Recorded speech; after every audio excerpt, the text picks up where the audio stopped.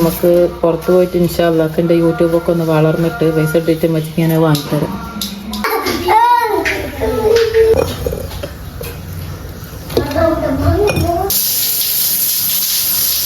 Hello, good morning. അപ്പോൾ എൻ്റെ വീട്ടിൽ ഒരു ഡേ ഇൻ മൈ ലൈഫ് കണ്ടാലോ? ഇതിൽ ഞാൻ എൻ്റെ ഉമ്മച്ചിയുടെ സ്പെഷ്യൽ ബിരിയാണി റെസിപ്പിയും കൂടി ആഡ് ചെയ്തിട്ടുണ്ട്. അപ്പോൾ എല്ലാവരും അത് കണ്ടിട്ട് ഉണ്ടാക്കി നോക്കിയിട്ട് ഒന്ന് ഫീഡ്ബാക്ക് അറിയിക്കണേ. അങ്ങനെ ബ്രഷിങ് എല്ലാം കഴിഞ്ഞിട്ടുണ്ട്.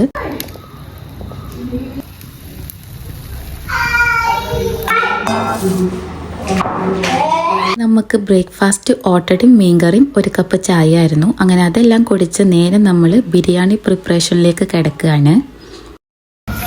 ഞങ്ങളോട് ഉള്ളിയൊക്കെ അങ്ങോട്ട് തോല് കളഞ്ഞാൽ പിന്നെ നേരെ മെഷീനിലിട്ടിട്ട് കട്ട് ചെയ്യുക.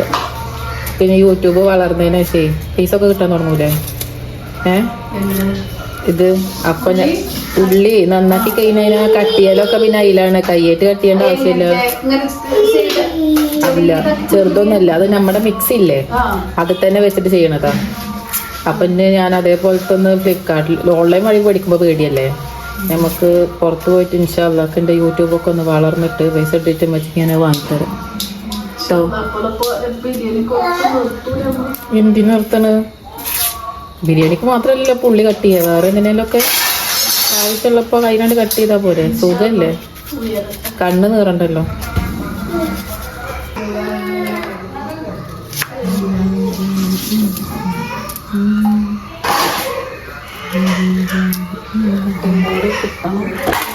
എന്തിനാ അത് ഞാൻ കട്ട് ചെയ്ത് വെക്കാം.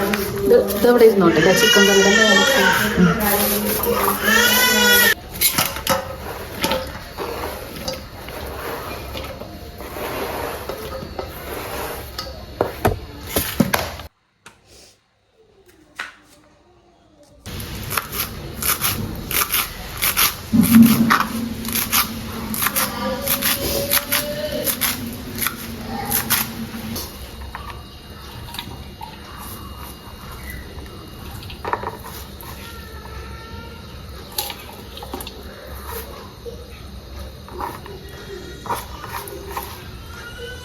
അങ്ങനെ ബിരിയാണിക്ക് വേണ്ട എല്ലാ സാധനങ്ങളും അരിഞ്ഞ് പെറുക്കി വെച്ചിട്ടുണ്ട്. തക്കാളി ഉമ്മച്ചി അവിടെ ശരിയാക്കി വെച്ചിട്ടുണ്ടായിരുന്നു. ഇനി ചെമ്പിലോട്ട് ആദ്യം ഡാൽഡ ഇട്ട് കൊടുക്കാം.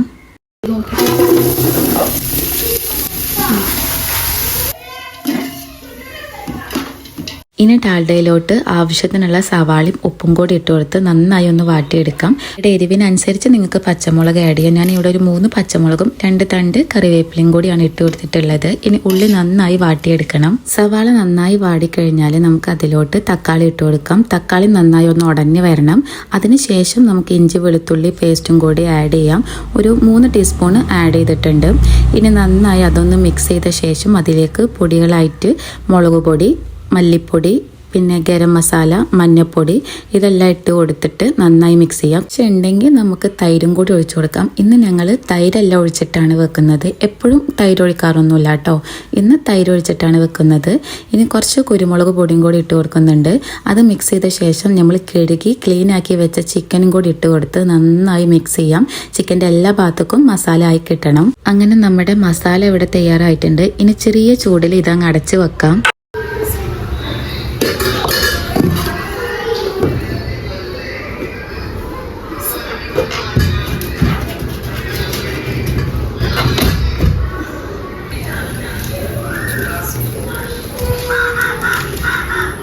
നമ്മളിതിൽ ഒരു കാര്യം വിട്ടിട്ടുണ്ട്, നമ്മുടെ മല്ലിച്ചപ്പും പുതിനയും കൂടി ഇട്ട് കൊടുത്തിട്ട് നമുക്കിനി നന്നായി ഇത് മിക്സ് ചെയ്യാം. അതാദ്യം ഇടാൻ മറന്നതാട്ടോ.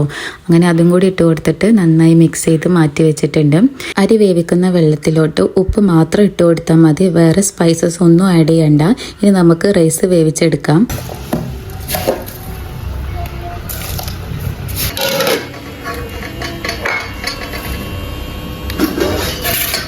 നമ്മുടെ റൈസ് ഒരു 60-70% വെന്ത് കിട്ടിയിട്ടുണ്ട്. ബാക്കി ദമ്മിൽ കടന്ന് സെറ്റായിക്കോളും. ഇനി നമുക്ക് മസാലയുടെ മുകളിലായിട്ട് കുറച്ച് റൈസ് ആദ്യം ഇട്ട് കൊടുക്കാം. അതിന് മുകളിൽ കുറച്ച് മല്ലിച്ചപ്പ്, കുറച്ച് ഗരം മസാല, പിന്നെ കുറച്ച് നെയ്യും കൂടി ഇട്ട് കൊടുക്കുന്നുണ്ട്. ഇത് നമ്മൾ വീട്ടിൽ തന്നെ ഉണ്ടാക്കിയ നെയ്യാണ് കേട്ടോ. ഇനി ബാക്കി വന്ന റൈസും ഇതുപോലെ തന്നെയാണ് ചെയ്യേണ്ടത്. ഇനി നമുക്കിത് ദമ്മിടാം. ബാക്കിയെല്ലാം അതിൽ കിടന്ന് സെറ്റായിക്കോളും. നമ്മളിത് ആവശ്യത്തിനുള്ള കണൽ മേലെ കോരി ഇടുന്നുണ്ട്. ഒരു അരമണിക്കൂറെങ്കിലും ദമ്മിൽ കിടക്കണം. എന്നാൽ നമ്മുടെ ചിക്കനും റൈസും എല്ലാം എല്ലാം സെറ്റായി കിട്ടിക്കോളും. എന്നും ഒരു 11 മണിയാകുമ്പോൾ മക്കൾക്ക് ഈ രായി ഉണ്ടാവുമല്ലോ, അതിങ്ങനെ കുറുക്കി കൊടുക്കാറുണ്ട്. രണ്ടുപേർക്കും അത് ഒത്തിരി ഇഷ്ടമാണ്. മാങ്ങ സീസണായ ശേഷം ഡെയിലി വീട്ടിൽ ഇതാട്ടോ അവസ്ഥ.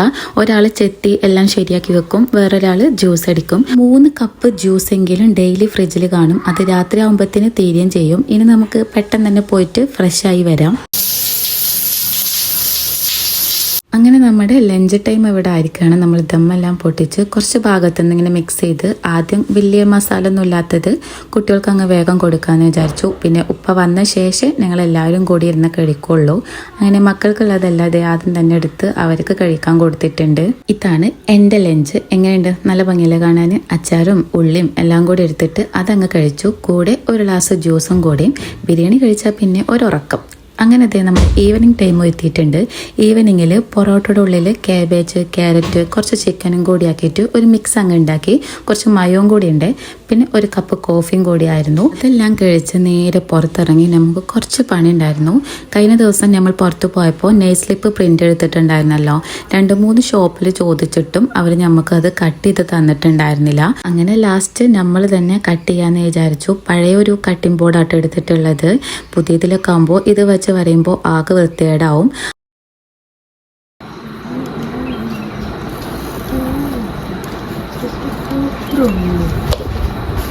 ഇതൊക്കെ അതേപോലെ കട്ട് ചെയ്യണം. ഭയങ്കര റിസ്ക് പിടിച്ച സംഭവമാണ്. അവർ രണ്ടുപേരും അവിടെ ഭയങ്കര കളിയിലാണ്. നമ്മളെ നെയിൽ സ്ലിപ്പിൻ്റെ ലാസ്റ്റ് ഈ ഒരു പേജും കൂടി ഉണ്ട്. അതും കൂടി കഴിഞ്ഞു. അങ്ങനെ ഒരു 7:45 നമ്മുടെ നിസ്കാരം മൂത്തും എല്ലാം കഴിഞ്ഞിട്ടുണ്ട്. ഇത് രാവിലത്തേക്കുള്ള കടലക്കറി ഉമ്മച്ചി വെച്ചേക്കാണ്. രാവിലെ ആണ് തേങ്ങ അരച്ചതിലേക്ക് കൂട്ടുന്നത്. ബാക്കിയെല്ലാം റെഡിയാക്കി വെക്കും. ഡിന്നറിന് നമുക്കിത് ബിരിയാണി തന്നെയാണ്. പിന്നെ ഒരു ഗ്ലാസ് ജ്യൂസും കൂടി. എനിക്ക് 2 സിസ്റ്ററും 1 ബ്രദറും ആണുള്ളത്. ബ്രദർ ഉമ്മാൻ്റെ ഒപ്പാണ് കിടക്കാറ്. ഞാനും എൻ്റെ 2 കുട്ടികളും കട്ടിലും കിടക്കും. അനിയത്തിയും അവളെ കുട്ടികളും ഈ ഒരു ഭാഗത്തും കിടക്കും. പിന്നെ എൻ്റെ ചെറിയ അനിയത്തി ഈ ഒരു ഭാഗത്തുമാണ് കിടക്കാറ്. ഇതോടെ ഞങ്ങൾ റൂം അങ്ങ് ഫുള്ളാവും കേട്ടോ. അപ്പോൾ ഇന്നൊക്കെ നമ്മുടെ വീഡിയോ എത്ര ഉള്ളൂ. ഈ വീഡിയോ ഇഷ്ടമായ ലൈക്ക് ചെയ്യുക, സബ്സ്ക്രൈബ് ചെയ്ത് സപ്പോർട്ട് ചെയ്യുക. ബിരിയാണി അടിപൊളിയായിരുന്നു കേട്ടോ. അപ്പോൾ ഓക്കെ, ബൈ.